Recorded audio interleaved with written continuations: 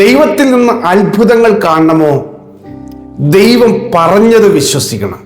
ദൈവം പറഞ്ഞത് വിശ്വസിക്കണമെങ്കിൽ നമ്മുടെ ചുറ്റുപാടും കാണുന്നതും നമുക്കറിയാവുന്നതും നാം കണ്ടിട്ടുള്ളതുമായ പല യാഥാർത്ഥ്യങ്ങളും മനുഷ്യൻ ശരിയെന്ന് പറഞ്ഞ കാര്യങ്ങളൊക്കെ ചിലപ്പോൾ അവഗണിക്കേണ്ടി വരും.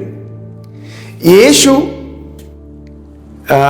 യായിറോസിന്റെ ഭവനത്തിലേക്ക് കടന്നു വരുമ്പോൾ യായിറോസിന്റെ മകൾ മരിച്ചതായിട്ടാണ് അവിടെ റിപ്പോർട്ട് പറയുന്നത്.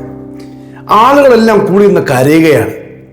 യേശു ആ വീട്ടിലോട്ട് വന്നിട്ട് പറയുകയാണ്, മർക്കോസ് എഴുതിയ സുവിശേഷം 5-ാം അധ്യായം 39-ാമത്തെ വാക്യം, നിങ്ങളുടെ ആരവാരവും കരച്ചിലും എന്തിന്? കുട്ടി മരിച്ചിട്ടില്ല, ഉറങ്ങുന്ന അത്രയെന്ന് അവരോട് പറഞ്ഞു. അവരോ അവനെ പരിഹസിച്ചു. എന്നാൽ ആ പരിഹസിച്ചവരെല്ലാം യേശു പുറത്താക്കി. ഈ മകൾ മരിച്ചിട്ടില്ല എന്ന് പറഞ്ഞാൽ അംഗീകരിക്കാൻ പറ്റുന്ന ആ സ്വന്തം അപ്പനും അമ്മയും, അവർക്ക് മാത്രമേ മരിച്ചിട്ടില്ല എന്ന് പറഞ്ഞാൽ അവർ വിശ്വസിക്കത്തുള്ളൂ. കാരണം അവളുടെ മരണം അവർ ആഗ്രഹിക്കുന്നില്ല.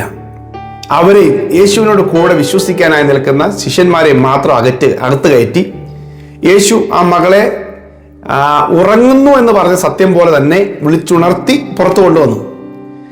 യേശു അവളെ പുറത്തു കൊണ്ടുവന്നപ്പോൾ കരഞ്ഞുകൊണ്ട് നിന്നവരും വിലപിച്ചുകൊണ്ട് നിന്നവരും കുറച്ചു മുമ്പ് പരിഹസിച്ചവരും അവരുടെ മുഖഭാവം മാറി. അപ്പോൾ യേശു പറഞ്ഞതായിരുന്നല്ലോ സത്യം. ഞങ്ങൾ വിശ്വസിച്ചതും ഞങ്ങൾ കണ്ടതും ഞങ്ങൾ മനസ്സിലാക്കിയതുമായ യാഥാർത്ഥ്യങ്ങൾ ശരിയല്ലായിരുന്നു. പ്രിയമുള്ളവരെ, ഒരു ദൈവപ്രവൃത്തി കാണണമെങ്കിൽ നമ്മൾ കാണുന്ന യാഥാർത്ഥ്യങ്ങൾക്കപ്പുറമുള്ള ദൈവവചനവും ദൈവത്തിൻ്റെ ശബ്ദവും വിശ്വസിക്കണം. അതാണ് സത്യമെന്ന് പറയുന്നത്. യാഥാർത്ഥ്യങ്ങളെല്ലാം സത്യമല്ല, ശരിയെല്ലാം സത്യമല്ല. ഇന്ന് കാണുന്ന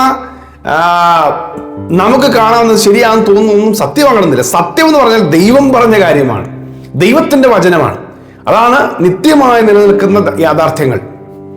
നമ്മൾ പണ്ടൊക്കെ പഠിച്ചിരുന്ന സ്കൂളിലെ ഓരോരോ കണ്ടുപിടുത്തങ്ങൾ അല്ലെങ്കിൽ ശാസ്ത്രം കണ്ടുപിടിച്ച കണ്ടുപിടുത്തങ്ങളൊക്കെ പിൽക്കാലം അന്ന് യാഥാർത്ഥ്യമായിരുന്നത്, അന്ന് ശരിയാണെന്നും സത്യമാണെന്നും ബോധ്യമായതാണ്. പക്ഷെ ഇന്ന് നോക്കിക്കേ, ഇന്ന് അതിന് മാറ്റം വന്നപ്പോൾ അതൊന്നും സത്യമല്ലായിരുന്നു, അതൊന്നും യാഥാർത്ഥ്യമല്ലായിരുന്നു. ഇന്നത്തേതാണ് സത്യം, ഇന്നത്തേതാണ് യാഥാർത്ഥ്യം. അപ്പൊ യാഥാർത്ഥ്യങ്ങൾക്ക് മാറ്റം ഉണ്ടാകും. പക്ഷേ സത്യമെന്ന് പറയുന്നത് ദൈവം പറഞ്ഞ കാര്യങ്ങളാണ്. ഇത്രയും കാലങ്ങളായി എഴുതപ്പെട്ടിരിക്കുന്ന ബൈബിൾ ഇതുവരെ മാറ്റി എഴുതേണ്ടി വന്നിട്ടില്ല. അന്ന് എഴുതിയിരിക്കുന്ന അതേ സത്യങ്ങൾ, കർത്താവ് പറഞ്ഞിരിക്കുന്ന ഓരോ കാര്യങ്ങൾ, ഇന്നും അതിന് മാറ്റമൊന്നുമില്ല. അപ്പം നിങ്ങളിലൊരു അത്ഭുതം നടക്കണമെങ്കിൽ, ബാല മരിച്ചിട്ടില്ലെന്ന് കർത്താവ് പറയുകയാണെങ്കിൽ അത് വിശ്വസിക്കേ. സംശയിക്കുന്നവരും പരിഹസിക്കുന്നവരും കളിയാക്കുന്നവരെയൊക്കെ കർത്താവ് പുറത്താക്കുകയാണ്. എന്നിട്ട് വിശ്വാസമുള്ളവനെ അകത്ത് കയറ്റുകയാണ്. ഹല്ലേലൂയ.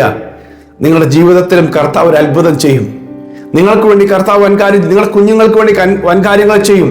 ദൈവം നിങ്ങളുടെ സ്ഥിതിക്ക് മാറ്റം വരുത്താൻ പോകുന്നു എന്ന് പറയുമ്പോൾ, ഇതുവരെ വന്നില്ലല്ലോ, മറ്റുള്ളവർക്ക് സംഭവിച്ചില്ലല്ലോ എന്ന് നിങ്ങൾക്ക് അറിയാവുന്ന പല യാഥാർത്ഥ്യങ്ങളും വെച്ചുകൊണ്ട് ഇന്ന് കർത്താവ് പറയുന്ന ദൂതിനെ വിലയിരുത്താൻ പോകരുത്. കർത്താവ് നമ്മളെയും പുറത്താക്കും. പക്ഷേ കർത്താവ് പറഞ്ഞതല്ലേ, അത് സംഭവിക്കും, അതാണ് സത്യം എന്ന് ഞാൻ വിശ്വസിക്കാൻ തയ്യാറാണെങ്കിൽ ആ അത്ഭുതം ഞാൻ കാണും. ഹല്ലേലൂയ.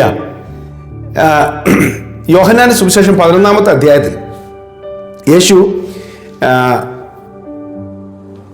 ലാസറിന്റെ വീട്ടിലേക്ക് വരിക. ലാസറിന് ദീനമായി കിടക്കുകയാണ്. ലാസർ ദീനമായി കിടക്കുന്ന സമയത്ത് യേശുവിനെ അറിയിക്കുകയാണ്.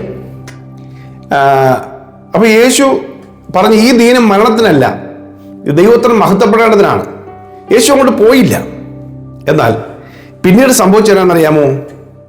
യേശു പറയുകയാണ്, ലാസർ യോഹന്നാൻ 11:11 ഇത് പറഞ്ഞിട്ട് അവൻ, നമ്മുടെ സ്നേഹിതനായ ലാസർ നിദ്ര കൊള്ളുന്നു, എങ്കിലും ഞാൻ അവനെ ഉണർത്താൻ പോകുന്നു. നോക്കിയേ, യേശു പറയാണ് അവനും ഉറങ്ങുകയാണ്. ഒടുവിൽ എന്ത് സംഭവിച്ചു? വിശ്വസിച്ചപ്പോൾ ആ ഉറങ്ങിയ ലാസറിനെ ദൈവം ഉണർത്തിക്കൊണ്ടുവരികയാണ്, നിദ്രയിൽ നിന്ന് എഴുന്നേൽപ്പിക്കുകയാണ്. അപ്പൊ കർത്താവ് പറയുന്നത് വിശ്വസിച്ചേ പറ്റുള്ളൂ. അതാണ് സത്യം. ഹല്ലേലൂയ. ഇനി മറ്റൊരു സംഭവമാണ്, അപ്പോസ്തലനായ പൗലോസ് അപ്പോസ്തലപ്രവൃത്തി 20-ാം അധ്യായത്തിൽ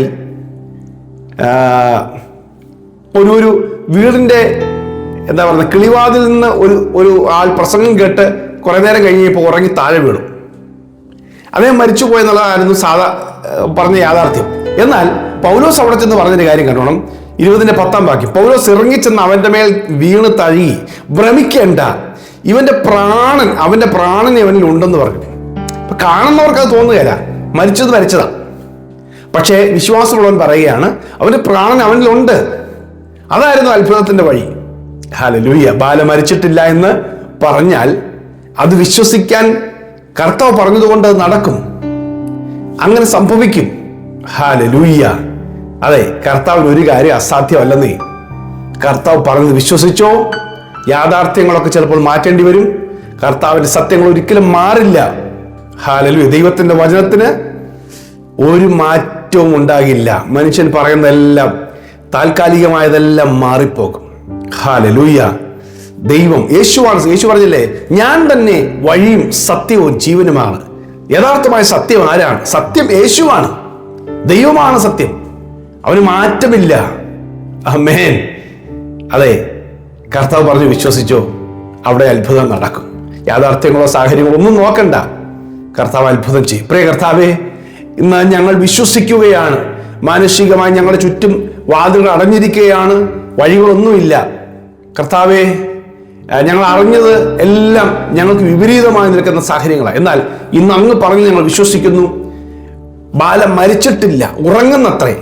കർത്താവേ, അത് എഴുന്നേൽപ്പിക്കും. യേശുവിന്റെ നാമത്തിൽ നിന്റെ മക്കളുടെ നിർജീവമായി പോയെന്ന് പറഞ്ഞത്, സമൂഹം വിധി എഴുതി കളഞ്ഞത്, ഡോക്ടർമാർ തള്ളിക്കളഞ്ഞു, ഉപേക്ഷിച്ച് കളഞ്ഞത്, ഇനി ഒരിക്കലും ഉണരില്ല എന്ന് പറഞ്ഞതിനെ കർത്താവ് ഉണർത്താൻ പോകുന്നതിനായി സ്തോത്രം. ഇപ്പോൾ ഞാൻ പ്രാർത്ഥിക്കുന്നു, യേശുവിന്റെ നാമത്തിൽ ഈ മക്കൾക്ക് വേണ്ടി കർത്താവേ, ചിലത് ജീവൻ വെച്ച് വരേണ്ടതിനായി ഞാൻ പ്രാർത്ഥിക്കുന്നു.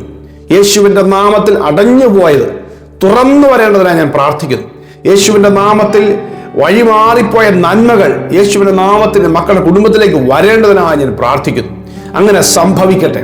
യേശു ക്രിസ്തുവിന്റെ അധികാരമുള്ള നാമത്തിൽ കർത്താവെ, മൃതാവസ്ഥയിലായി പോയി ഇനി ചലിക്കയില്ലെന്ന് വിധി എഴുതിയത് യേശുവിന്റെ നാമത്തിൽ ആരോഗ്യം പ്രാപിക്കട്ടെ, സൗഖ്യം പ്രാപിക്കട്ടെ, യേശുവിന്റെ നാമത്തിൽ ജീവൻ പ്രാപിക്കട്ടെ.